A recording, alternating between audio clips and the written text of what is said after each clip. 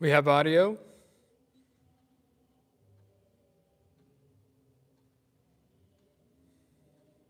Let's confirm one more time for me that you, in fact, can hear me. Fantastic. Fun fact for you. I think what happened is I plugged my mics in after I started the live, and I think that made YouTube not know what the input was supposed to be, and no matter what I did, it didn't want to work. Great. Okay.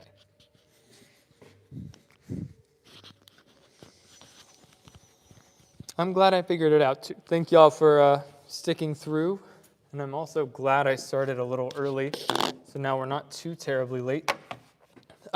So thanks for sticking around. Thanks for showing up. We are covering today two topics. So thinking while and before dancing, and then we're going to get a little into micro musicality. With that still comes with how we're thinking about approaching that in our dance. Now, the first idea was given to us by one of my Patreon subscribers. I want to shout out to them. Thank you, Lise, Sky, Peter, Renee, Elise, not Lise, sorry. Appreciate them offering ideas up. If you want to support the free content I'm putting out, you're welcome to go hop on that. No pressure at all. There's also a free side, so you can just get information about what I've got going on, because it's kind of hard to put that out through YouTube. So typical disclaimer, remember we are using this as supplemental information. So please take this information to your coach if that is within your ability to have a coach, a local teacher. Otherwise, use this to the best of your ability, but really think through the ideas and apply them to you, and not just blanketly take everything I say as the whole truth, right? So the way I experience, the way I dance is going to be different than the way you do. So having someone help guide how to apply it on your body is always the ideal. That being said, let's hop in. I'm going to switch sides here. So long as switching cameras didn't mess up my audio royally, we can get started. The first idea that was asked for me to talk about was like mindset going into competitions, right? So this is something I want to offer like full transparency. If you've followed my journey as a competitive dancer, I have had pretty consistent success. So I haven't had to deal with the like emotional roller coaster as much of not making finals, like or getting super bad results or results that I don't want. Obviously, I've not made every final I've ever competed in, but I've had relatively good success. So I'm going to try to offer you what has worked for me, but just understand it may be coming from a different place where these ideas are. So they may not directly apply to you, but hopefully you can kind of take them and run with them. So the first just being, I get this sensation, this especially happens when I dance routines, right? It's the open, we're standing, I don't know if you're aware, but when you're dancing in any of the routine events at the open, so the couple that is before you is out dancing and you're behind the curtains right next to that staircase, just waiting to go on. So you hear the crowd roaring, cheering on that couple before you. It's very overstimulating. It's very, very cold back there. There's a lot going on. A lot of times that's where my nerves really, really start to kick in. And I'll start to feel almost like I am not, I don't have ownership over my own body, right? So, and I'll experience that while I'm dancing if I don't manage that. And I'll still get that in some, like I'll have social dance nights where I go out to social dance and it just feels like I am not connected to myself. Like I'm not in full command of my own body. Like it's just got a mind of its own and I can't seem to connect to myself. The biggest thing that has helped me reduce the occurrence of that, so this is obviously not going to help all the time, but has actually been warming up. And we always talk in West Coast Swing, we end up being like, you want to warm up? So let's go dance. That's our warm up. And we do the thing in order to warm up for the thing. which I don't think is super effective. You ever go to take like a solo dance class, you do a gymnastics class, like any real other athletic thing, you warm up the different parts of the body, and you stretch and you get those muscles engaged, you get your blood flowing before you go do the demanding thing. And I found that to be super, super helpful for me, is I am running through a solo warm-up, right? So we're going like, go through your neck, up, down, side to side, go through your shoulders. If you ever take one of my workshops with Mia, when we teach together, we very, very often do a solo warm-up at the beginning. And I think it always helps our class. Maybe it annoys some people. I think it's really, really helpful. So going through neck, shoulders, forward and back. And we're talking full range of motion. So don't be really like small with it. You want to see how far forward can I get my shoulder, how high up, how far back, how far down, how far can I take out my sternum, how far can I push it back, how much can I lift it, how much can I drop it. Same with hips. Can we lift the hips, start to engage the core here, both sides, going around doing figure eights, warming up, rolling through that hip. So we're warming up the hip flexors, warming up the core. Same with legs. Then doing small stretches. Obviously, don't push too hard when your body isn't warm. That has been a huge, huge thing for me. And maybe doing a drill. Don't want to get too in my head. But, getting that delayed weight transfer in my body, getting some movement happening through my spine just before I go out and dance, right? Give yourself access to your body before you ask your body to do hard things. The second idea comes into confidence on the floor. For me, long time ago when I was trying to get better posture, never quite worked. But there was this idea that it was like anytime you walk through some kind of threshold, you are going to remind yourself to lift up, right? To find your good posture again. So oftentimes that's a doorway, right? Every time you walk through a doorway, we stack, we lift up, we find that posture. I've used that as the edge of the dance floor is my threshold. You can actually watch me if I'm marshalling over on the side. As soon as I walk onto the floor, that first step, I lift up, and suddenly I am, I'm going to use this word nicely, don't take me too literally, but I like to be very arrogant on the floor, right? So as soon as you step on that floor, you are the best dancer on that dance floor. And you want to, whether that is something you truly believe or something that is just a character that you're playing, it's going to help you access the confidence that you need to perform, right? So a little bit of arrogance goes a long way. Never act arrogance towards your partner or your competitors, but more in yourself of finding this like, I am good, right? And I'm going to dance like I'm good, and I'm going to dance like I'm good too. Suddenly we're getting a little more expressive, we're more confident in our own movement. That's something that I've given to quite a few of my students, and it's really lifted the way they present themselves. Because competitively, if you are looking like you're not competent, also people don't necessarily trust that you know what you are doing even when it's good. Does that make sense? Like if I'm dancing really well, but I look like I'm not sure that I'm dancing really well, it is not going to read the same way if I am very confidently dancing well. It's a simple idea, but I think it goes pretty far. So try to tap into that. If that means you need to have this separate like character, this separate mask that you put on when you go on the floor, that you are this like arrogant, kind of cocky dancer that knows that they're really good and better than everyone else, but we're going to show them that. We're not just going to pretend. That can help. That's hopefully won't get me in too much trouble, but maybe it will. We'll see. The last thing, and this kind of goes back to me for routines. Like I said, routines are where I feel the most nerves personally, as I remind myself that I am excited to do this thing and that I want to do this thing and that it is fun, right? Because all the stress you build up all year long, you're running this routine, you're choreographing, you are practicing, you're doing training with your coaches, and now suddenly you got to put all that on the floor, and you get one shot.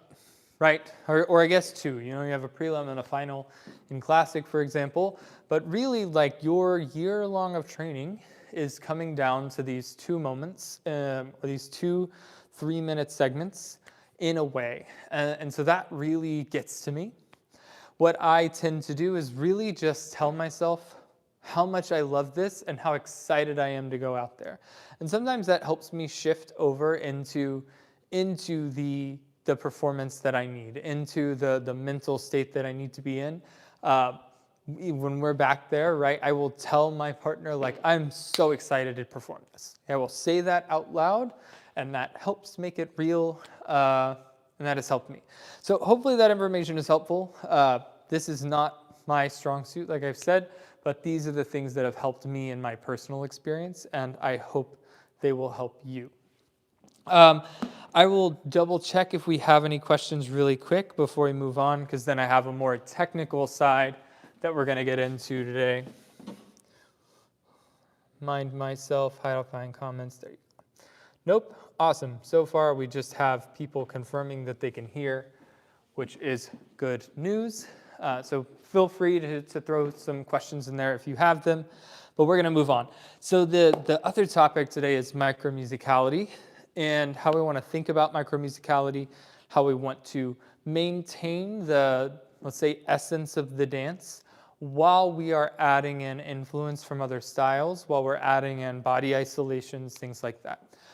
One of the biggest things I see, and this happens in both leads and follows, as soon as we start to add action in the upper body, we lose control and we lose command over our delayed weight transfer, right? So what I'll see is maybe we'll have this just beautiful 1, 2, 3, and we want to hit this action on 4, and we go 4, 5, and 6, right? From this side, it might be a little more obvious. 1, 2, where we go 3 and 4, 5, 6.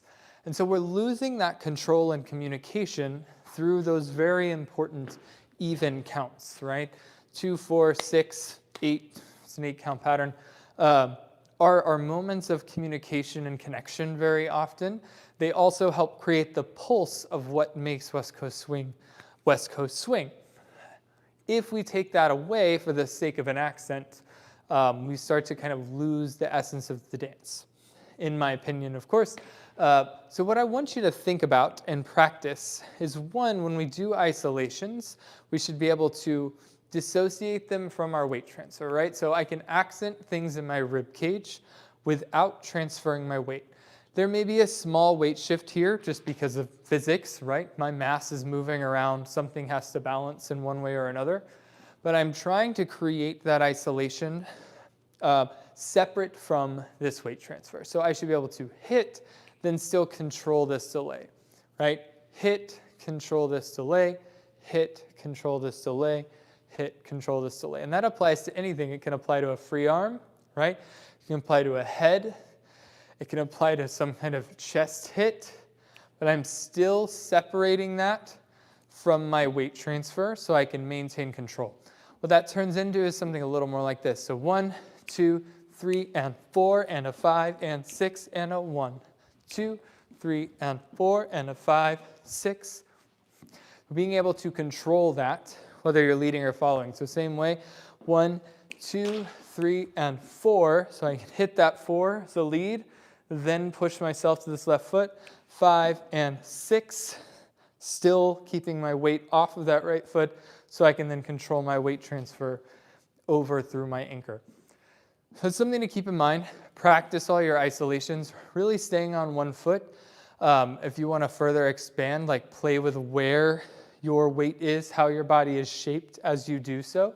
So like, can I find, like break my box a little bit, have some angle in my top line, create this cool shape, show some sort of isolation, and then push to my other foot from that space, right? So pick some odd contorted space, create an accent with some part of your body, then push to the other foot.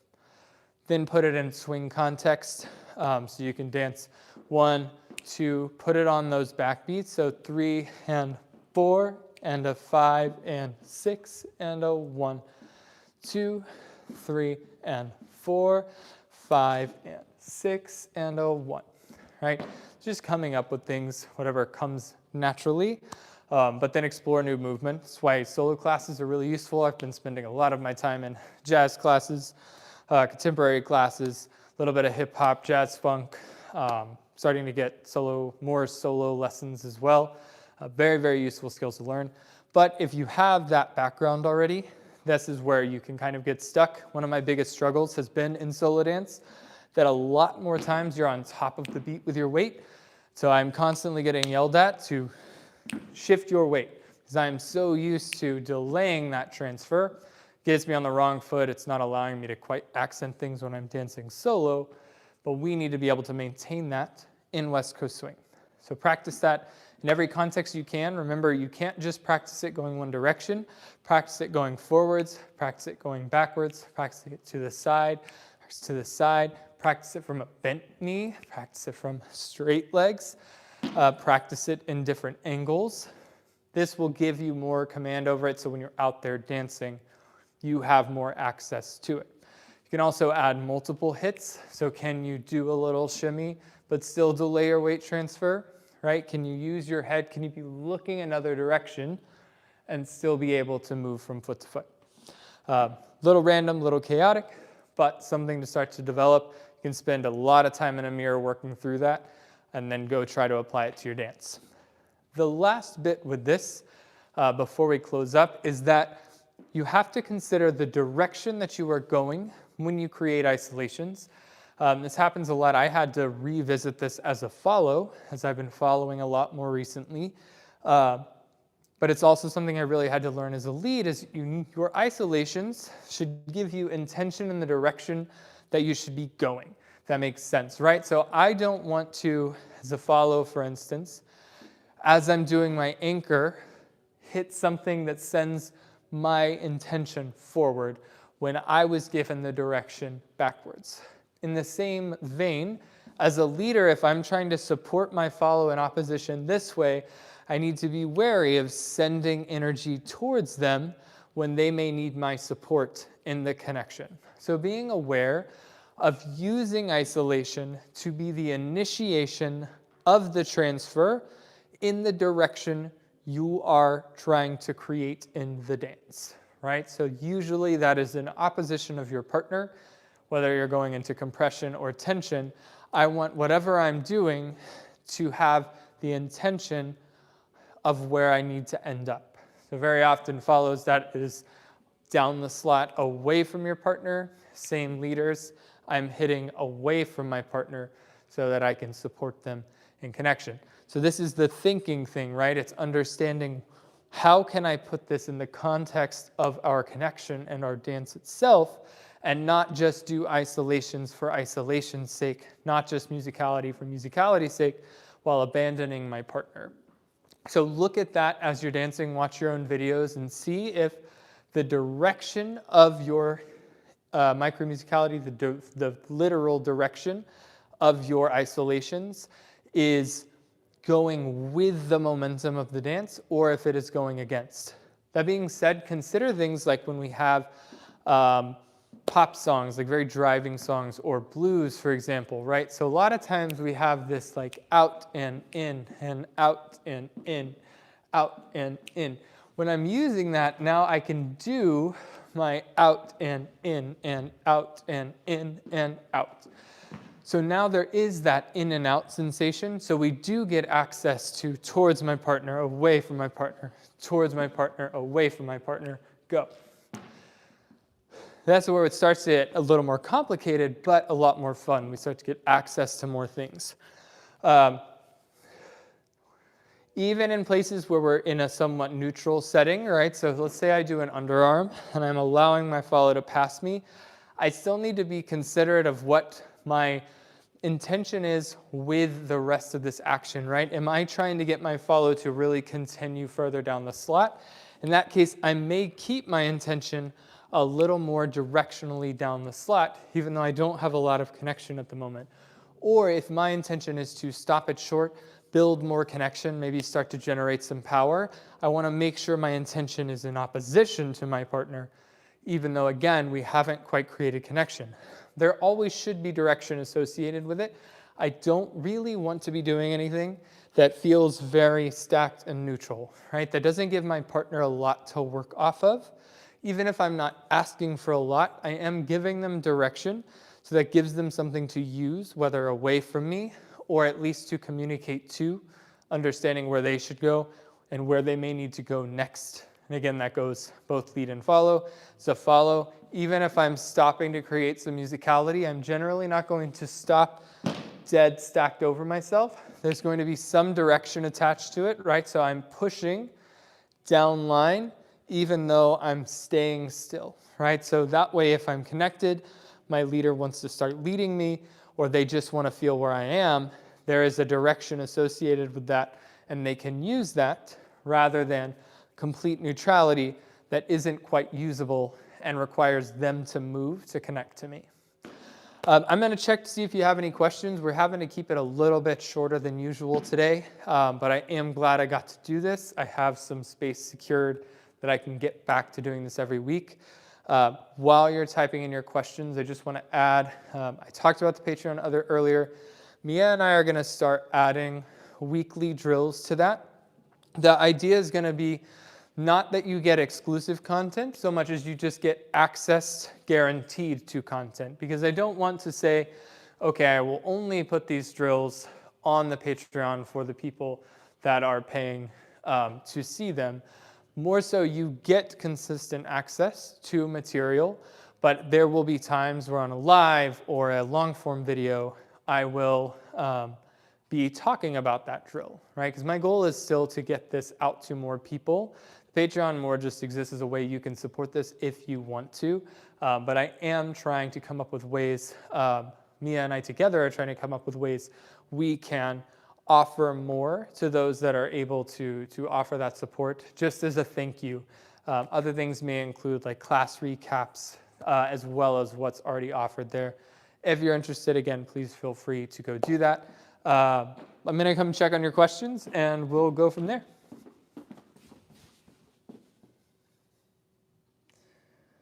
Thank you for all the compliments. I really appreciate you.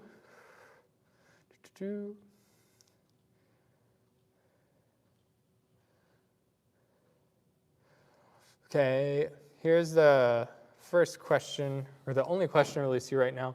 How would this concept work with syncopations, or would you just choose the syncopation rather than doing something interesting with the top line? So assuming we're defining syncopations as a change of rhythm, so very often that's expressed in the feet, though it can be expressed elsewhere in the body. Generally, when you do things with the feet, you really want to add to that with the body as well. But that still needs to have the direction attached. And please, if you can elaborate more if I'm going the wrong direction, what you mean. But the idea being that if I am adding some sort of syncopation in my feet, I still want to have my upper body doing something within the direction that makes sense, right? Now, we have to remember that in the physical world, right, this can't move on its own. It has to be counteracted by something, right? If I were in space and I shoved myself to the right, my hips would go to the left and I would stay still, right?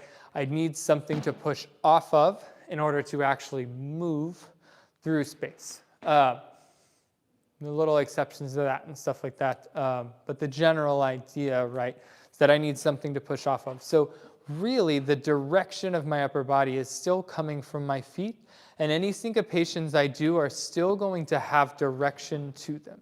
So again, I'm not going to do footwork on top of myself.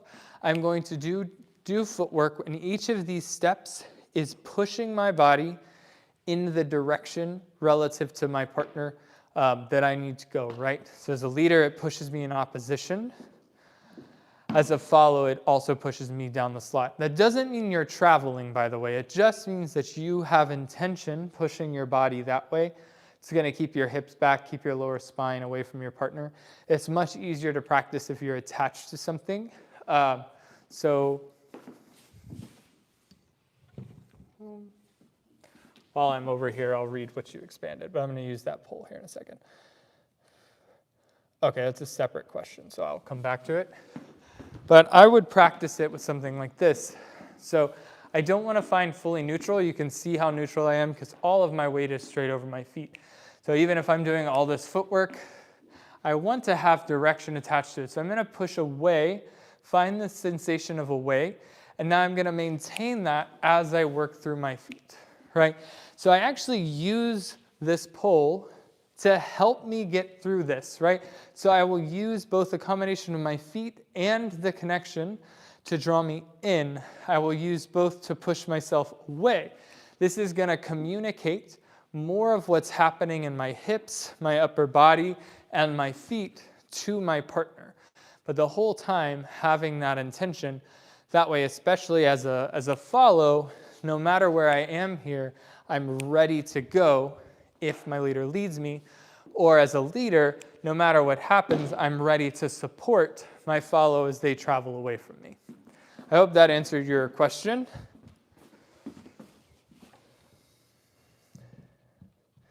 So let's see, next question. Oh, awesome, Sam.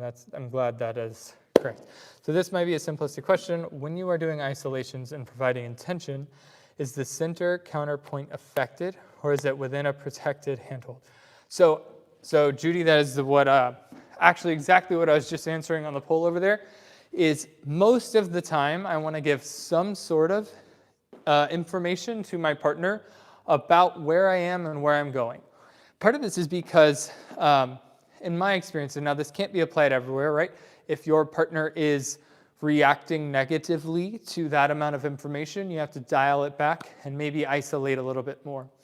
For me, I would like as much information as possible so long as it is true information. The reason is, if I were to isolate myself from this hand and style around it, visually to my partner, I am moving around, but the physical image that their body has of where I am is that I stayed right where I was. That can be very conflicting, and it's a lot harder for your partner to actually work off of you if what your body is doing is different from what your hand is telling them you are doing, right? You are inherently also going to have harder time connecting to them from that point. So now that doesn't necessarily mean like, do this with me. It is more of I'm communicating angle change, I'm communicating weight shift, I'm communicating tilt. So you still get all of this, but it's very small, as you'll notice. It's not waving around, it's just angle shift, rotation, distance. These things are communicated to my partner. It's a very nuanced thing to develop, so I suggest practicing it a lot. Just hold a friend's hand and see if you can communicate these ideas, see if they can close their eyes and feel confidently that they know where you are, and then play with isolating it and watch how they will feel as if you are staying still even though you are moving. So that's a personal preference for me. I think obviously there are things you have to change depending on who you're dancing with if it is too much information for them. But give it a try and see how it goes. Oftentimes this is what develops into a lot of really cool stuff, as if I feel that rotation as you're doing your footwork, oh, I can work off of that, lead you into an inside roll, something like that. Cool, I hope that helped. Awesome. Cool, so I'm gonna give you about 15 seconds if you have any further questions. And then we're going to call it a day. I think this is about the time frame that we're going to typically shoot for, is about half an hour. Yeah, thanks. I'm going back to the old, like, how I used to end papers in high school. Like, well, yeah. Literally ending a speech in, so yeah. I am based in DFW. To answer your question, Tori. All right, so we will call it there. Thank you again, everyone who showed up. thank you who have supported me through this process and hung around. I know I had to take a few weeks off, got space figured out and time figured out, and I'm really excited to keep this going. So thanks for sticking around. If you have any questions, leave them in the comments. This will upload to YouTube. You can access that.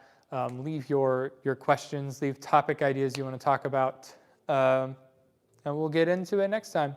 Thanks, everybody. If you're going to ASDC this weekend, say hi to me. I'm excited to be there. It's going to be a great weekend. Thanks.